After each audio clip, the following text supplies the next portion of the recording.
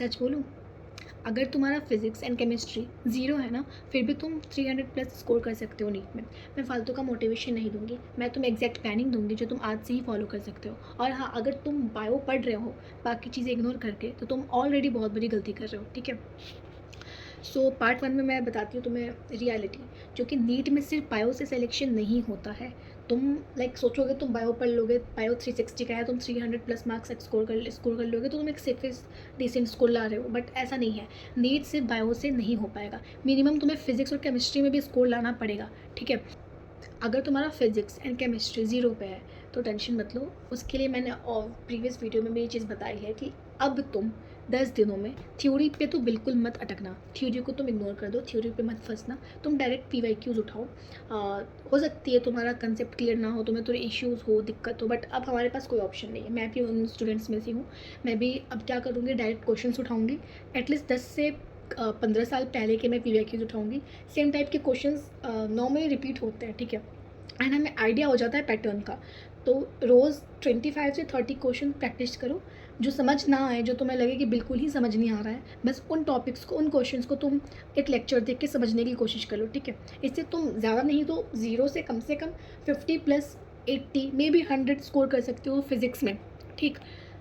And chemistry के लिए भी मैं तुम्हें यही सेम चीज़ बोलूँगी कि केमिस्ट्री में भी तुम अब कुछ मत करो, डायरेक्ट क्वेश्चंस उठाओ, PYQs उठाओ 10 से 15 साल के, उसको रिपीट करो, तुम क्वेश्चंस को सॉल्व करो, पैटर्न समझने की कोशिश करो। हाँ, अगर तुम एक्स्ट्रा कर सकते हो तो तुम रिएक्शंस को, ऑर्गेनिक के रिएक्शंस को तुम याद करने की कोशिश करो, समझने की कोशिश करो।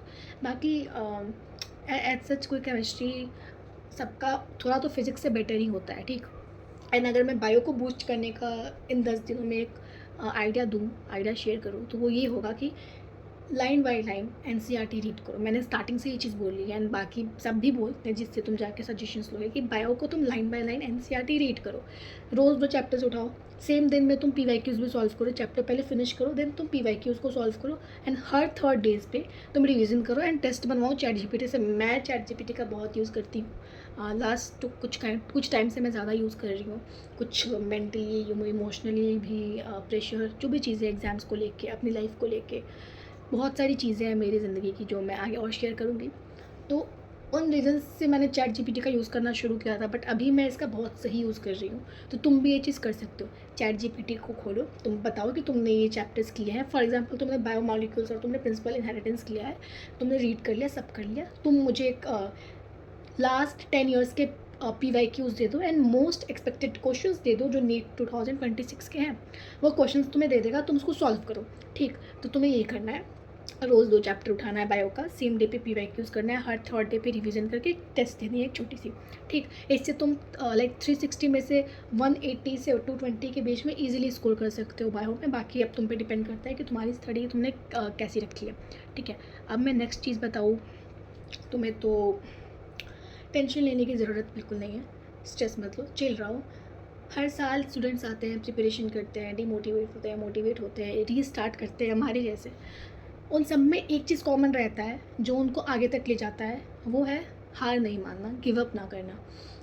हाँ, मान सकती हूँ नीट हमारा सपना है, हमें नीट करना है, हम कोशिश कर रहे हैं, ड्रॉप ले रहे हैं, बट ऐसा नहीं है कि नीट नहीं होगा तो कुछ नहीं हो सकता है। हमारे पास अच्छे अच्छे ऑप्शंस हैं, हम करने वाले कर सकते हैं, बहुत कुछ कर सकते हैं। तो तुम्हें हार मानने की बिल्कुल ही ज़रूरत नहीं है। बस माइंड में ये रखना है कि मैं जितना कोशिश कर सकती हूँ या कर सकता हूँ, जब तक कर सकता हूँ तब तक करूँगा, हार नहीं मानूंगा, गिव अप नहीं करूँगा। एंड एक्सपेक्टेशंस तो मत बनाओ, अपने माइंड में एक्सपेक्टेशंस मत बनाओ। मैंने पहले भी बोला है, अभी भी बोल रही हूँ, एक्सपेक्टेशंस बनाओगे, अगर वो टूटेगी, हर्ट होगा, गिल्ट में जाओगे एंड चीज़ें छूट जाएंगी। तो एक्सपेक्टेशंस मत बनाओ, बस तुम डेली टारगेट्स को बनाओ और उसको कंप्लीट करो कि हाँ मुझे ये करना है, मुझे ये करना है, एंड लास्ट में तुम्हें बहुत खुशी होगी, ठीक है। नीट में इमोशंस नहीं, बिल्कुल भी नीट में इमोशंस नहीं, कंसिस्टेंसी काम आती है। अगर तुम ये सब छोड़ के कि मुझे नीट करना है, मुझे डॉक्टर बनना था, काश मैं पहले कर लेती या कर लेता, ये सब छोड़ के तुम अपने छोड़ कर तुम अपनी कंसिस्टेंसी पे ध्यान रखोगे ना, तो आगे बहुत हेल्प करेगी ये चीज़, ठीक। और मैं सच में सीरियस हूँ अगर इस चीज़ को लेके, सच में अगर तुम सीरियस हो इस चीज़ को लेके, तो तुम कमेंट में स्टार्ट लिखो कमेंट में। मैं नेक्स्ट वीडियो में एग्जैक्ट टाइम टेबल तुम्हें बना के दे दूँगी इफ़ यू वांट। तो ठीक है, अभी के लिए ये वीडियो इतना ही रखते हैं, ठीक है। बाकी हम लोग कल मिलते हैं, बाय, टेक केयर। नर्वस नहीं होना और प्रेशर भी मत लेना, हम हैं साथ में, ओके। मैं एक और चीज़ बोलना चाहती हूँ कि वीडियो को सिर्फ देखो ही नहीं, अगर तुम्हें वीडियो पसंद आती है, हेल्पफुल लगती है तो लाइक भी करो, सब्सक्राइब भी करो, शेयर भी करो। एंड तुम्हें नेक्स्ट क्या चाहिए, तुम्हें कहाँ प्रॉब्लम आ रही है, ये चीज़ मुझे बताओ। मैं जितना ट्राई कर सकती हूँ, जितना कोशिश कर सकती हूँ उतना करूँगी। अपने साथ साथ तुम्हारी भी प्रॉब्लम सुनूँगी एंड हम लोग एक अच्छा सा सॉल्यूशन निकालेंगे हर चीज़ का, ठीक है। सो बाय, टेक केयर।